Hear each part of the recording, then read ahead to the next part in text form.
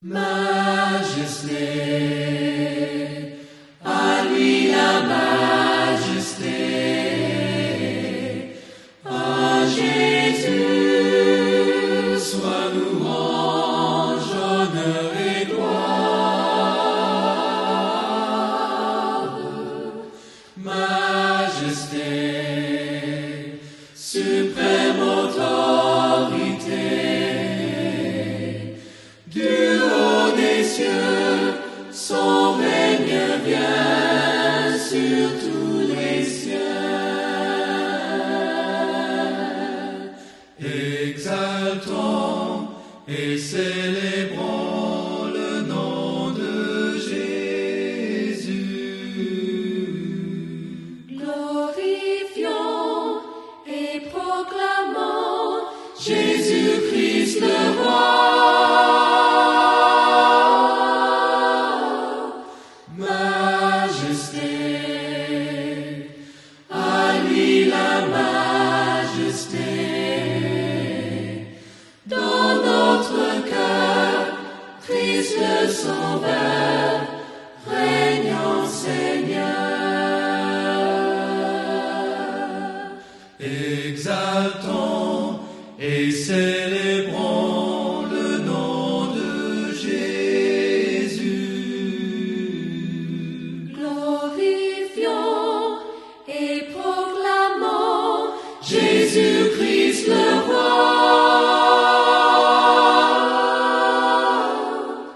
Majesté, à lui la majesté.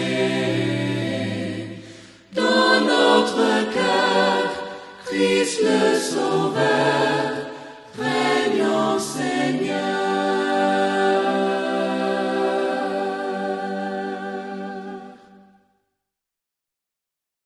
Bonjour, j'espère que vous allez tous bien. Je sais que ce n'est pas comme nous faisons chaque dimanche. On se retrouve ici par Internet, mais je comptais et je voulais vraiment vous envoyer un message, une vidéo avec le culte de ce dimanche, le 15 mars 2020. Et donc, sachez que je prie pour vous et que je prie que le Seigneur vous fortifie, vous encourage dans tout ce que vous faites pour lui. Et ma prière est qu'à travers cette épreuve que nous traversons, que nous puissions ressortir de l'autre côté de cette épreuve en ayant appris quelque chose de merveilleux de la part du Seigneur, en ayant grandi dans notre foi et dans notre confiance dans le Seigneur, et que nous soyons même plus soudés ensemble en tant qu'assemblée, en tant qu'Église, et qu'à travers cette période où nous sommes peut-être éloignés, séparés physiquement des uns des autres, nous n'oublions pas de prier les uns pour les autres, et que ce lien qui nous lie ensemble, cette foi en Jésus-Christ, sera fortifié à travers cela. Je vous invite à ouvrir votre Bible ce matin au psaume 27. Au psaume 27. Nous allons regarder ensemble ce psaume de David, où la Bible dit ici dans le verset 1er, « L'Éternel est ma lumière et mon salut. De qui aurais-je crainte? L'Éternel est le soutien de ma vie. De qui aurais-je peur? Quand des méchants s'avancent contre moi pour dévorer ma chair, ce sont mes persécuteurs et mes ennemis qui chancellent et tombent. Si une armée se campait contre moi, mon cœur n'aurait aucune crainte. Si une guerre s'élevait contre moi, je serais malgré cela plein de confiance. Je demande à l'Éternel une chose, que je désire ardemment. Je voudrais habiter toute ma vie dans la maison de l'Éternel, pour contempler la magnificence de l'Éternel, et pour admirer son temple. Car il me protégera dans son tabernacle au jour du malheur. Il me cachera sous l'abri de sa tente. Il m'élèvera sur un rocher. Et déjà ma tête s'élève sur mes ennemis qui m'entourent. J'offrirai des sacrifices dans sa tente, au son de la trompette. Je chanterai, je célébrerai l'Éternel. Éternel, écoute ma voix. Je t'invoque, aie pitié de moi et exauce-moi. Mon cœur dit de ta part, cherchez ma face. Je cherche ta face, ô Éternel. Ne me cache point ta face. Ne repousse pas avec colère ton serviteur. Tu es mon secours. Ne me laisse pas, ne m'abandonne pas, Dieu de mon salut. Car mon père et ma mère m'abandonnent, mais l'Éternel me recueillera. Éternel, enseigne-moi ta voie. Conduis-moi dans le sentier de la droiture. À cause de mes ennemis, ne me livre pas au bon plaisir de mes adversaires, car ils s'élèvent contre moi de faux témoins, et des gens qui ne respirent que la violence. Oh, si je n'étais pas sûr de voir la bonté de l'Éternel sur la terre des vivants. Espère en l'Éternel. Fortifie-toi et que ton cœur s'affermisse. Espère en l'Éternel. Prions ensemble. Seigneur, merci pour ta bonté. Seigneur, merci que tu es notre forteresse. Seigneur, merci que tu es celui en qui se repose notre espérance, notre espoir, Seigneur.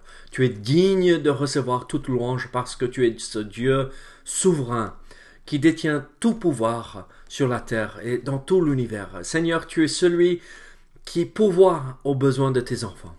Seigneur, nous venons dans ta présence ce matin pour te louer. Seigneur, aussi pour déposer nos fardeaux et Seigneur, se confier entièrement en toi, malgré les épreuves que nous traversons. Seigneur, aide-nous à ouvrir nos oreilles, mais aussi notre cœur ce matin à ton message. Au nom de Jésus. Amen. Ici, ce psaume, je l'ai partagé jeudi dernier avec les gens de Luchon, pendant la réunion à Luchon. Et en fait, nous voyons ici un psaume magnifique. En fait, David exprime ici dans ce passage, dans ce psaume, ce cantique qu'ils ont chanté, en fait, des vérités magnifiques par rapport à comment être rassuré ou assuré dans ces moments de détresse. Et en fait, moi, quand je regarde ce psaume, je trouve le remède pour l'insécurité. Quand nous sommes déstabilisés par les événements de la vie, nous retrouvons le remède, exactement ce que Dieu veut nous donner quand tout va mal dans notre vie. Et donc, ça s'applique à notre situation actuelle, n'est-ce pas, avec ce virus qui se propage de plus en plus dans notre pays. Mais aussi, les vérités que nous allons voir ce matin s'appliquent aussi pour les épreuves auxquelles nous pouvons faire face dans notre vie, les épreuves de chaque jour, les épreuves de la vie normale. Et donc, ne pensez pas que, ok, j'ai appris les leçons pour cette période où on est un peu séquestré chez nous, et après, ça va aller, et après, ça ne s'applique plus à ma vie. Non, non, ce que nous allons voir ce matin est bon pour cette période que nous traversons maintenant, mais aussi pour chaque expérience difficile que nous pouvons vivre dans notre vie. Et donc, en fait, ce psaume encore nous donne ce remède. Et moi, j'aime bien ce psaume parce que dans ce psaume, nous voyons que David nous donne, en fait, il nous révèle deux faces à ce même médaillon. On voit la face qu'il présente à tout le monde, où il est assuré et il est confiant, il est sûr que Dieu est là. Et c'est ce que nous avons vu dans les 6 premiers versets. Mais aussi nous voyons sa vie intime avec le Seigneur, sa relation intime avec Dieu où il dévoile son cœur. Et en fait, en regardant ceci, voici ce que je trouve. La vérité que nous pouvons appliquer à notre vie. En fait, ces 6 premiers versets où nous voyons le cœur de David, où il est encouragé, il est sûr que Dieu est avec lui. En fait, c'est seulement possible parce que il a montré son cœur et il a exprimé à Dieu ses craintes, ses peurs. Et en fait, il ne faut jamais arriver à un point dans notre vie chrétienne où on dit « je ne peux pas montrer et révéler à Dieu ce que je ressens. Dieu veut que nous soyons vrais avec lui. Il est omniscient. Il sait exactement ce que nous ressentons. Il sait tout par rapport à nous et même il sait mieux ce que nous ressentons et ce que nous vivons dans notre intérieur que nous puissions faire. Et donc, alors, en regardant ceci, comprenons que cette confiance que David il a ici dans cette situation est seulement possible parce qu'il a exprimé ce qu'il ressentait à l'intérieur de lui à ce Dieu, ce Père aimant qui est à nos côtés chaque jour. Mais alors, quel est ce remède? Vous avez vu cette phrase dans le verset 4, « Je demande à l'Éternel une chose ». Et donc, en fait, je vais prendre juste ce mot « une chose », ces deux mots « une chose », pour exprimer ou essayer de nous faire comprendre le remède que Dieu nous donne, nous offre ici pour vaincre nos craintes, nos peurs ou l'insécurité dans notre vie. Et donc, alors, qu'est-ce que nous voyons ici? Nous voyons que d'abord, Dieu veut que nous, ses enfants, nous ne soyons pas rongés par la peur. Nous ne soyons pas accablés par la crainte où nous ne pouvons pas fonctionner normalement. Dieu veut que ses enfants vivent dans la sûreté, dans l'assurance que Dieu est avec nous, il nous protégera. Et si nous sommes appelés à traverser des situations difficiles, il ne nous abandonne pas. Il est là avec nous. Alors, quel est ce remède pour avoir cette confiance comme nous voyons dans le cœur de David? En fait, la première chose, vous allez remarquer dans votre Bible que en fait, ce psaume est séparé en 4 paragraphes. Et en fait, dans ces 4 paragraphes, David exprime 4 idées différentes qui vont nous aider à cultiver cette confiance, cette espérance en Dieu qu'il nous faut avoir face aux choses difficiles. Donc, quelle est la première chose que nous voyons? Regardez les versets 1 à 3. Nous voyons la première chose qu'il faut. Qu'est-ce que David dit ici dans ce psaume? « L'Éternel est ma lumière et mon salut. De qui aurais-je crainte? L'Éternel est le soutien de ma vie. De qui aurais-je peur?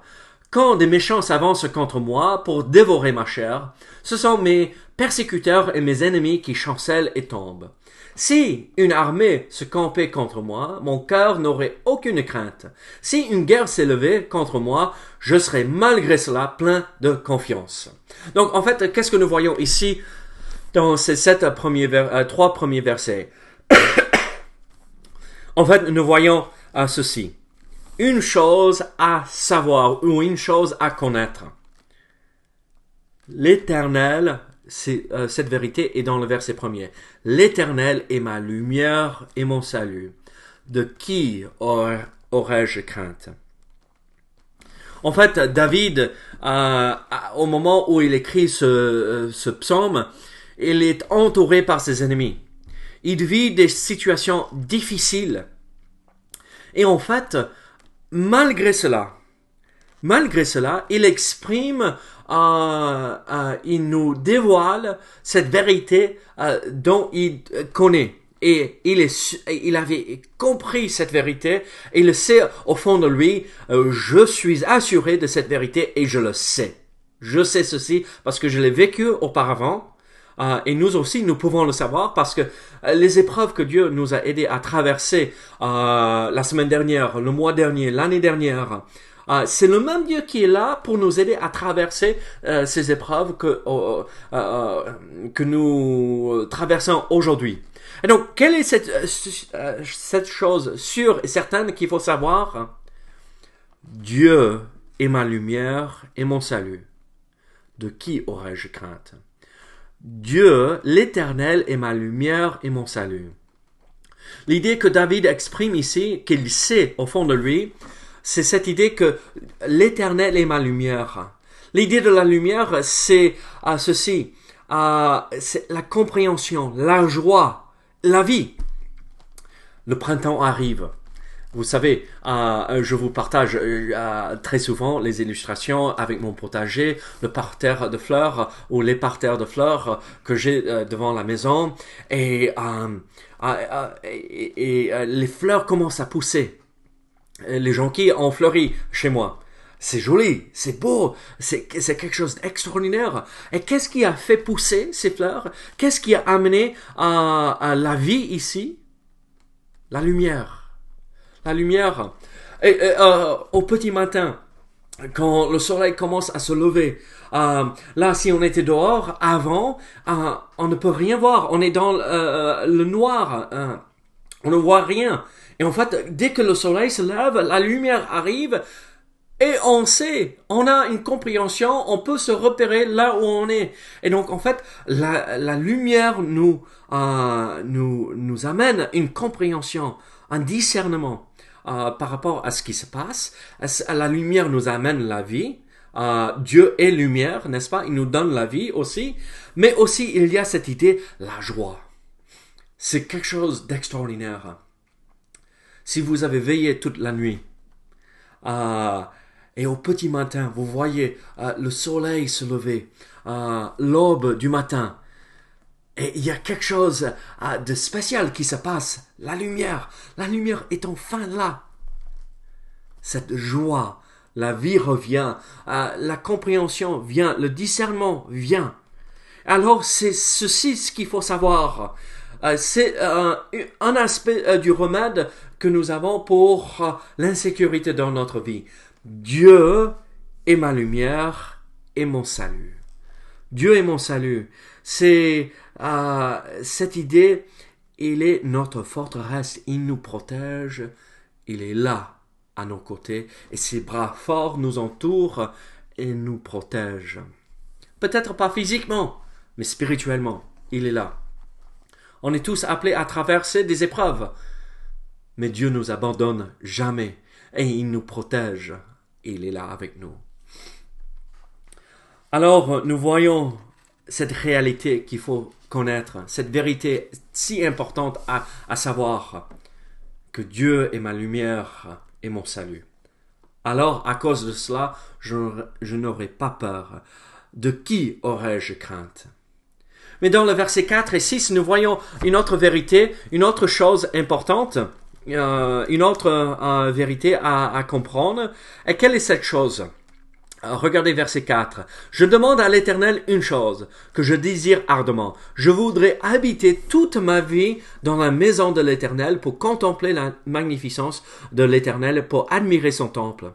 Car il me protégera dans son tabernacle au jour du malheur, il me cachera sous l'abri de sa tente, il m'élèvera sur un rocher et déjà ma tête s'élève sur mes ennemis qui m'entourent.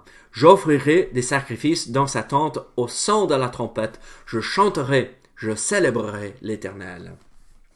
Quel est l'autre aspect de ce remède? D'abord, comprendre que Dieu est ma lumière et mon salut. La deuxième chose, c'est ceci. Une chose que je demande à l'Éternel, je veux être dans sa présence. Je voudrais habiter toute ma vie dans la maison de l'Éternel. Regardez, si nous sommes un enfant de Dieu, Dieu nous a promis de ne jamais nous abandonner. Il va jamais délaisser un de ses enfants. Dieu est présent avec nous, il est en nous. Nous sommes le temple de Dieu et dans le temple de Dieu, Dieu habite pleinement. Nous avons le Saint-Esprit en nous. Dieu est avec nous. Donc il est possible de vivre notre vie entière et être dans la présence de Dieu. Si nous sommes venus par la foi, et si nous avons placé notre foi en Jésus-Christ et son œuvre qu'il a accomplie, son œuvre parfaite qu'il a accomplie sur la croix. Il est mort pour mes péchés. Il a été enseveli. Il est ressuscité 3 jours plus tard. Et si je viens et je reconnais mon besoin d'un sauveur, que je confesse mes péchés, et je reconnais cette œuvre magnifique, et je place ma foi, ma confiance en lui, il vient, il me sauve. Et j'entre dans sa présence et je peux être avec lui pour le restant de mes jours ici-bas et pour toute l'éternité. Je veux habiter dans ta présence, Seigneur.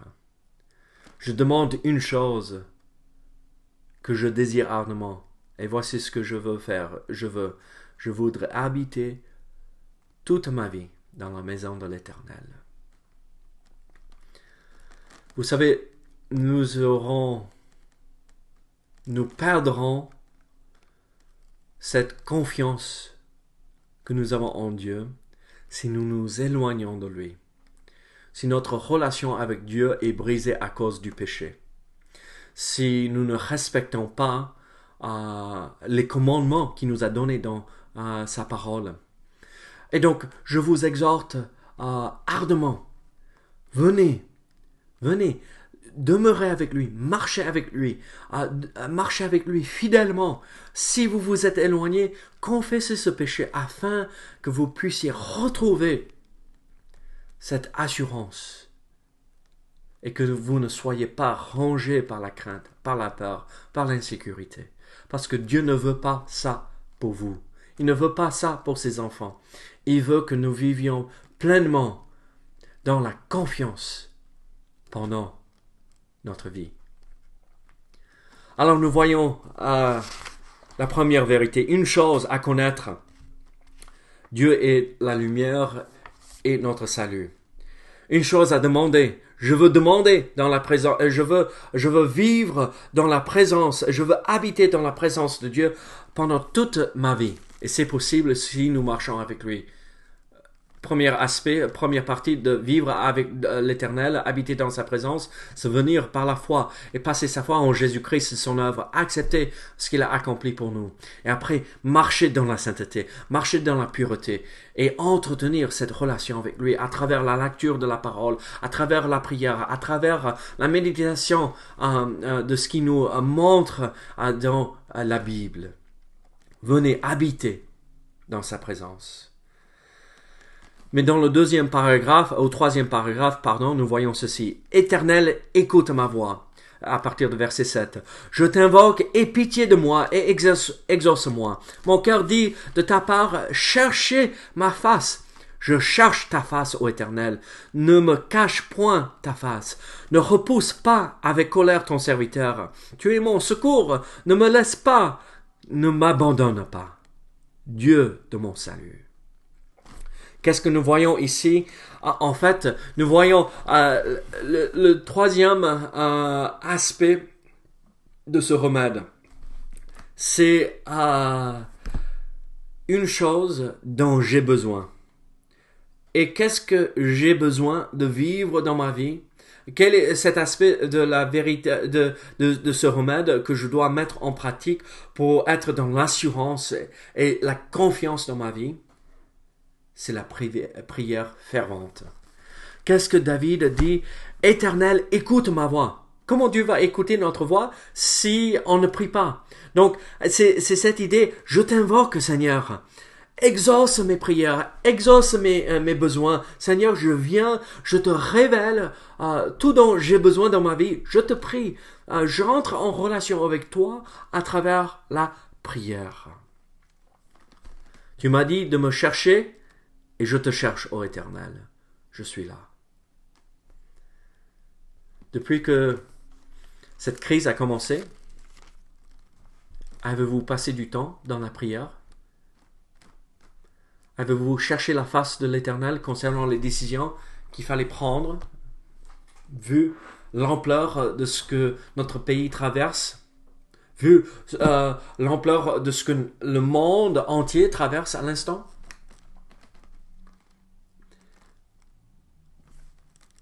Il y a un aspect très important à comprendre concernant la prière. C'est ceci. En fait, la prière nous donne cette confiance en Dieu. Je ne sais pas comment l'exprimer autrement, mais voici ceci. Si je ne parle pas avec Mélissa, je ne saurais pas qu'elle m'écoute. Alors il faut parler. Mais en parlant avec lui, ça développe cette confiance en elle. Et la même chose pour elle. Si elle veut avoir confiance en moi, il faut qu'elle exprime ce qu'elle a sur son cœur. Et après, en voyant que je réponds à ses besoins ou à ses attentes, alors elle aura plus confiance en moi. Tout comme les enfants expriment, papa, maman, j'ai envie de ceci, j'ai besoin de ceci. Alors, et ils voient les réponses par la suite et ils ont plus confiance en leurs parents par la suite. C'est la même chose pour nous. Alors, venez au pied de la croix et déchargez-vous de tous ces fardeaux et faites-lui confiance. Priez et priez sans cesse, comme l'apôtre Paul dit dans 1 Thessaloniciens. Priez sans cesse. Oui, ayez ce temps à part où vous fermez la porte et vous passez du temps dans la prière avec lui, mais aussi priez chaque moment de la journée où une personne traverse votre esprit et l'Esprit Saint vous dit « Ah, n'oublie pas, prie pour cette personne » et on prie là dans le moment. Pendant que les autres sont autour de nous, pendant que nous sommes impliqués dans d'autres activités, priez, cherchez sa face. Il répondra.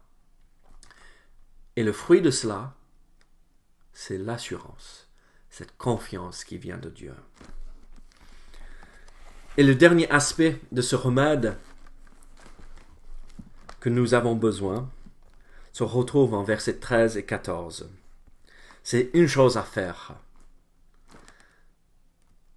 Regardez verset 13. « Oh, si je n'étais pas sûr de voir la bonté de l'Éternel sur la terre des vivants. » Et voici la clé. « Espère en l'Éternel, fortifie-toi, que ton cœur s'affermisse, espère en l'Éternel. » Voici une chose il faut faire.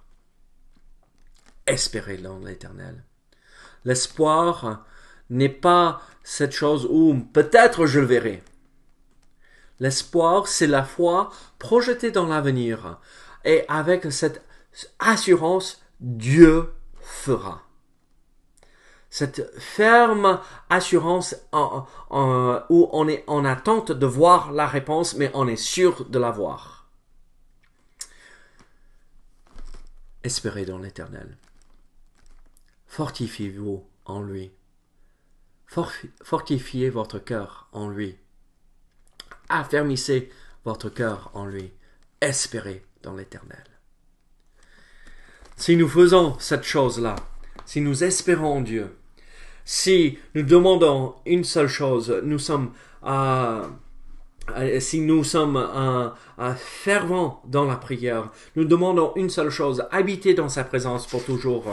Et une chose que nous savons à 100%, que Dieu est ma lumière et mon salut. Si nous avons ces 4 aspects en place dans notre vie pour ce remède, nous serons confiants face à toutes les épreuves de la vie. Faites-lui confiance. Faites-lui confiance. Dieu est là. Dieu ne nous a pas abandonnés. Il est à nos côtés. Prions. Seigneur, à travers ces épreuves que nous pouvons vivre dans notre vie, à travers cette crise que nous traversons, même à l'instant même, dans notre pays et dans le monde entier, Seigneur, nous venons et nous te demandons de nous aider à exprimer la foi et vivre la foi, cette confiance en toi, cette assurance que tu seras toujours à nos côtés. Seigneur, merci que tu es ce Père qui prend soin de ses enfants. Au nom de Jésus. Amen. J'espère que vous avez été encouragés dans le Seigneur à travers cette méditation. Que le Seigneur vous protège et vous garde. N'oubliez pas de vous appeler pour encourager nos frères et nos sœurs. Pensez aux autres qui ont besoin d'aide. Ne vous renfermez pas en négligeant notre responsabilité d'aider les plus faibles. Et soyez sûrs que vous cherchez la face du Seigneur chaque jour. À la suite de cette vidéo, vous verrez, ça va continuer après que je termine ici. Vous verrez un plan de lecture pour cette semaine. Donc notez tous les références, comme ça vous allez lire les mêmes passages avec nos frères et nos sœurs ici de l'Assemblée. On sera tous ensemble dans la lecture des mêmes passages et vous aurez un autre cantique. Si vous voulez bien et si vous ne l'avez pas fait en commençant avec cette vidéo, chantez avec ce cantique. Chantez avec ce cantique et chantez, revenez au début et chantez aussi Majesté avec ce premier cantique que nous avons écouté ensemble. Que le Seigneur vous bénisse et vous garde. Soyez sûrs de laver vos mains, ne pas faire la bise à qui que ce soit, ne pas serrer la main et respecter la distance de protection afin de ne pas être contaminé. Que le Seigneur, par ce virus, que le Seigneur vous protège et à très bientôt. Au revoir.